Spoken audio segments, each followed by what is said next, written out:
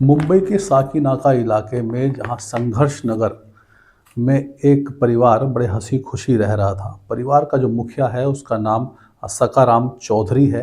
सकाराम चौधरी की उम्र लगभग 36 वर्ष है, जो हार्डवेयर की एक दुकान चलाता है। काम काफ़ी अच्छा चल रहा है और ये बताया जाता है कि सकाराम चौधरी के दो बच्चे हैं। पत्नी जिसका नाम गीता है, उसकी उम्र लगभग 34 वर्ष। गीता चौधरी को सकाराम प्यार से नारंगी भी कहकर बुलाया करता था और इन दोनों के दो बच्चे हैं। बेटी बड़ी है जिसका नाम कृतिका है, वह लगभग 13 वर्ष की है और जो बेटा है वो बेटे का नाम महेंद्र है। महेंद्र लगभग 7 वर्ष का है। दोनों की शादी दोनों राजस्थान के रहने वाले हैं। दोनों की शादी भी राजस्थान में ही हुई थी पारंपरिक तरीके से। उसके बाद सकाराम व्यापार करने के लिए मुंबई आ गया था और मुंबई आकर उसने हार्डवेयर का काम शुरू कर दिया।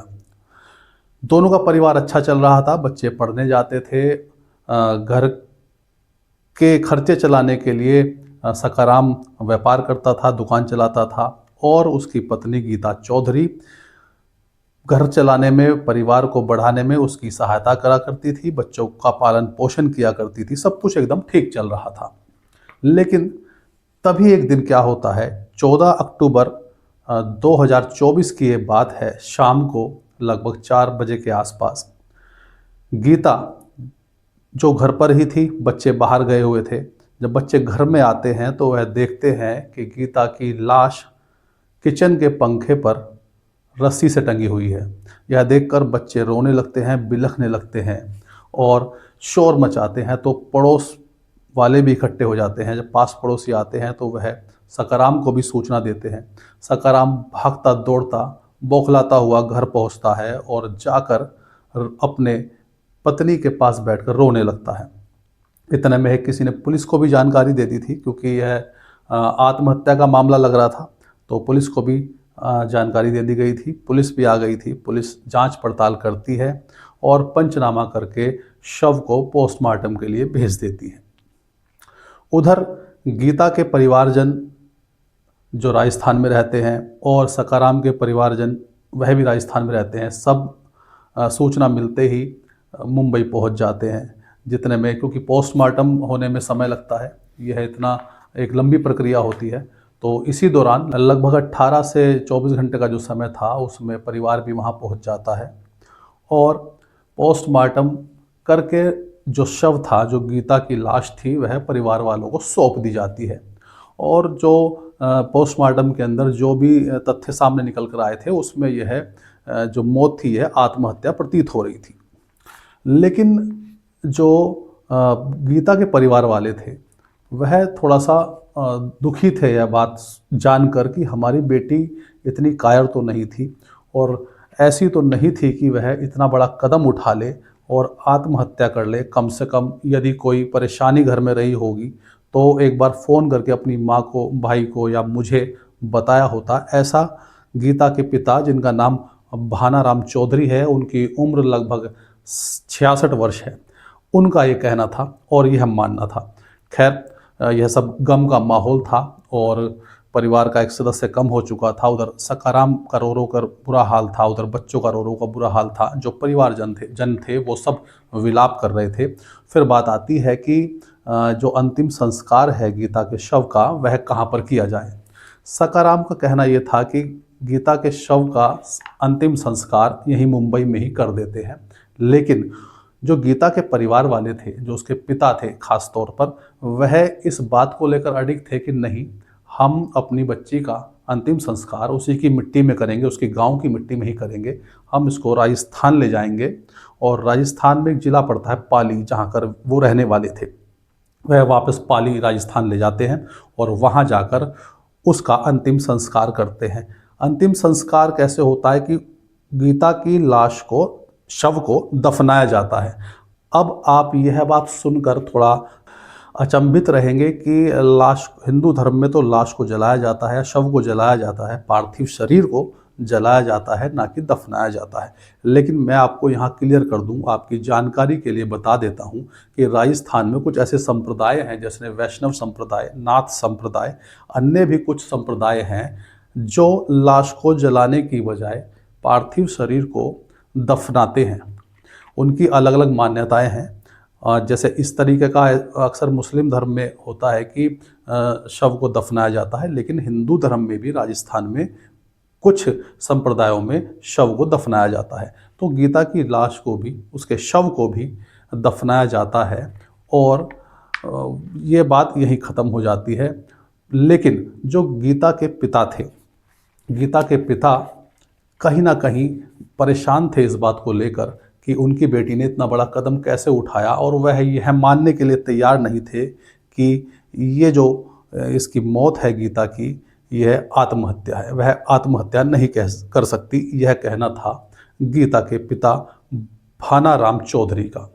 खैर, उधर जो पुलिस ने मुंबई के अंदर जो ये केस दर्ज किया था वह एडीआर में किया था। एडीआर एक टर्मिनोलॉजी होती है, कानूनी शब्द है, यानी आकस्मिक मृत्यु। यदि कोई आत्महत्या कर लेता है या इस तरीके के जो कोई कदम उठा लेता है, तो इस तरीके की जो केस हैं वह एडीआर में दर्ज किए जाते हैं और यहाँ पर ये केस बंद हो जाता है। सकाराम मुंबई वापस लौट आता है, बच्चे उसके साथ वापस लौट आते हैं और उधर जो भानाराम चौधरी गीता के पिता, उनके दिमाग में कुछ और ही चल रहा था, क्योंकि उनके दिमाग में यह शक बैठ चुका था। कई बातें उन्होंने ऐसी नोटिस की होंगी सकाराम की, और शायद कुछ बातें पहले भी गीता ने अपने घर में बताई हों, कुछ बातें साझा करी हों। तो जो भानाराम थे, जो भानाराम होते हैं गीता के पिता, उनके मन में एक शक की लहर दौड़ रही थी, जिसके चलते वह ये ठान लेते हैं कि नहीं, मैं इस जो ये मौत हुई है गीता की, जो उनकी बेटी की मृत्यु हुई है, जिसको आत्महत्या करार दिया गया है, मैं इसकी तह तक पहुंच के रहूँगा कि अगर यह आत्महत्या है तो बेटी ने क्यों आत्महत्या की, और अगर ये आत्महत्या नहीं है तो इसके पीछे कौन कौन साजिश करता है, मैं उन सब का पर्दाफाश करके रहूँगा। यह सब बातें राजस्थान के पाली ज़िले में भानाराम चौधरी अपने घर में बैठे सोच रहे हैं और अपने परिवार से सारी बातें साझा कर रहे हैं। तब भानाराम चौधरी एक दिन यह तय करते हैं कि नहीं, आज मैं जो है इस पर कोई ना कोई ठोस कदम उठा के रहूँगा। तो भानाराम चौधरी जब निश्चय कर लेते हैं कि नहीं, मैं इस केस की तह तक पहुँचूँगा, और उनको कहीं ना कहीं शक अपने दामाद सकाराम चौधरी पर होने लगा, तो वह पाली ज़िले के ही एक थाने में जाकर एफआईआर दर्ज कराते हैं और पुलिस वाले भी 0 एफआईआर दर्ज कर लेते हैं। मैं आपको 0 एफआईआर का मतलब भी बता देता हूँ। यदि 0 एफआईआर उसको बोलते हैं कि केस कहीं का भी हो, लेकिन आप अपने नज़दीकी पुलिस स्टेशन में जो घटना के जुरिडिक्शन में नहीं आता, वहाँ पर आप केस दर्ज करवाते हैं, तो उसको 0 एफआईआर बोलते हैं। आप इस तरीके से समझिए, जैसे केस घटना जो थी, ये केस जो था मुंबई का था, लेकिन इन्होंने जो एफआईआर दर्ज करवाई वो दर्ज करवाई राजस्थान में, जबकि जुरिडिक्शन में ये आता है मुंबई के। तो इसको 0 एफआईआर बोलेंगे। 0 एफआईआर में क्या होता है, पुलिस वाले या थाने से जो है जहाँ पर 0 एफआईआर दर्ज होती है, वह उस जुरिडिक्शन के यानी मुंबई के जो साकिना का थाना था, वहाँ पर वह एफआईआर को ट्रांसफ़र कर देते हैं।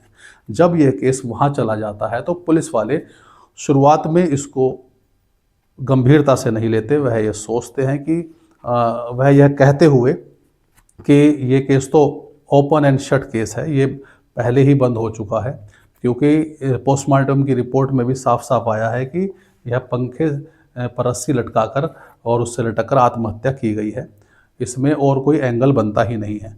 लेकिन भानाराम चौधरी जो गीता के पिता थे, वह अपनी बात पे अड़िग रहते हैं और वह बाद में हाई कोर्ट का दरवाज़ा भी खटखटाते हैं।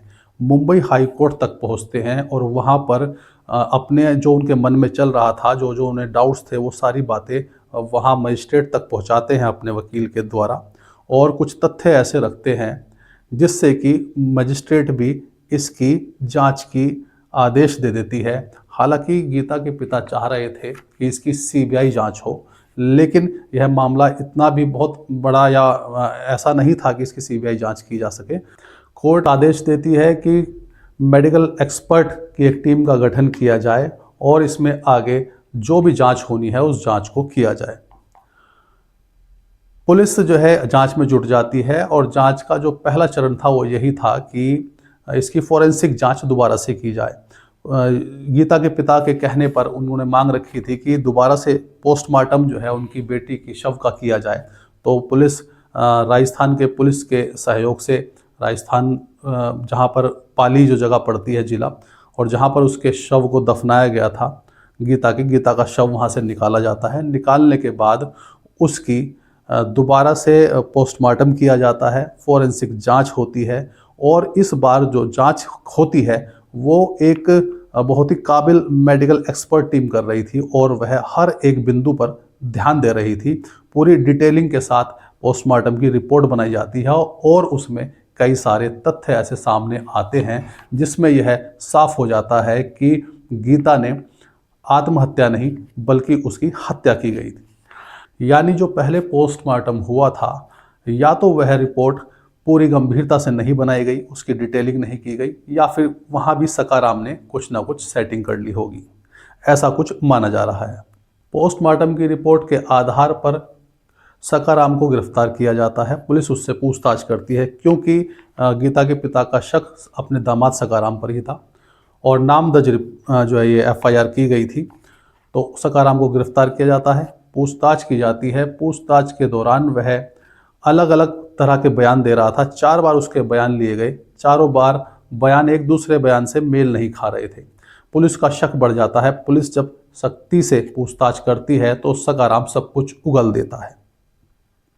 वह बताता है कि किस तरीके से उसने अपनी पत्नी गीता की हत्या की, और यह भी बताता है कि क्यों उसने यह हत्या की।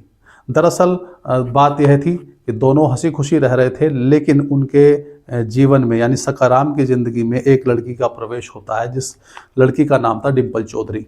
डिम्पल चौधरी से सकाराम प्रेम करने लगता है, और उसके प्रेम संबंध डिम्पल के साथ गहरे हो जाते हैं। वह अपने प्रेम में इतना डूब चुका था कि डिम्पल के साथ नई दुनिया बसाना चाहता था और उससे शादी करना चाहता था। लेकिन यह सब करने से पहले उसे गीता को रास्ते से हटाना था, क्योंकि हिंदू धर्म में 2 शादियों की मान्यता नहीं है। तो उसने यह एक साजिश रची कि किस तरीके से गीता को रास्ते से हटाया जाए। डीएसपी दत्ता नलावड़े ने यह भी बताया कि सकाराम पहले भी 3 बार अपनी पत्नी गीता की जान लेने की कोशिश कर चुका है, लेकिन वह उसमें नाकाम रहा।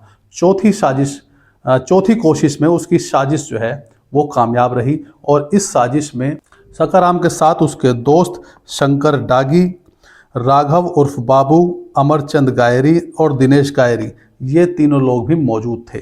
सकाराम ने इन तीनों को गीता की हत्या की सुपारी दी थी। लगभग 6,70,000 रुपये इन तीनों को दिए गए थे, जिसमें 6 लाख रुपए नकद दिए गए थे, 70,000 रुपये यूपीआई किए गए। सकाराम ने एक बार अपनी पत्नी गीता को ट्रेन से फेंकने की कोशिश की थी, एक बार उसे करंट लगाने की कोशिश की थी, और एक बार चाकू से भी उस पर हमला किया था।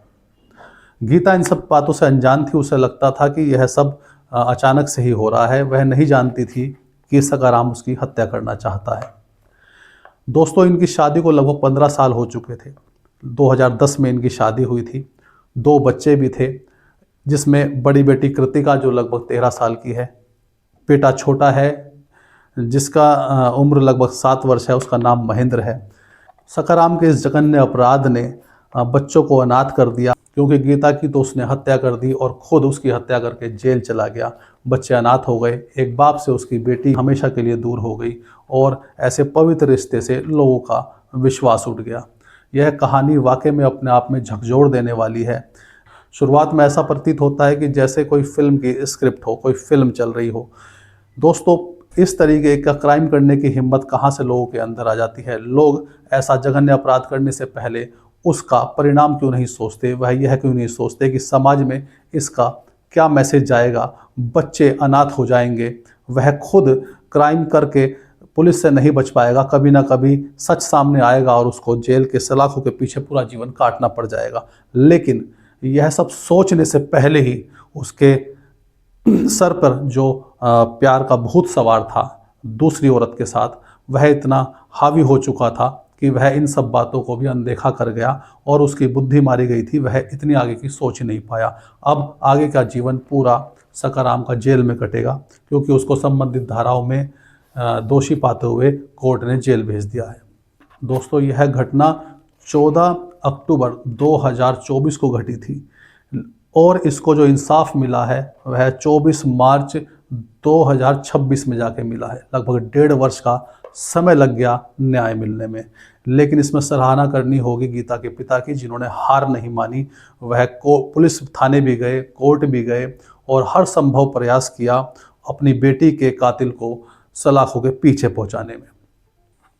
इस तरीके की सच्ची घटनाओं को कहानी के रूप में आप तक पहुंचाया जाता है और हमारी कोशिश रहती है कि समाज में जो भी गतिविधियां हैं, जो भी घटनाएं घट रही हैं, वह कहानियों के माध्यम से आप तक पहुंचाया जा सके, जिससे कि आप जागरूक बने, सतर्क रहें।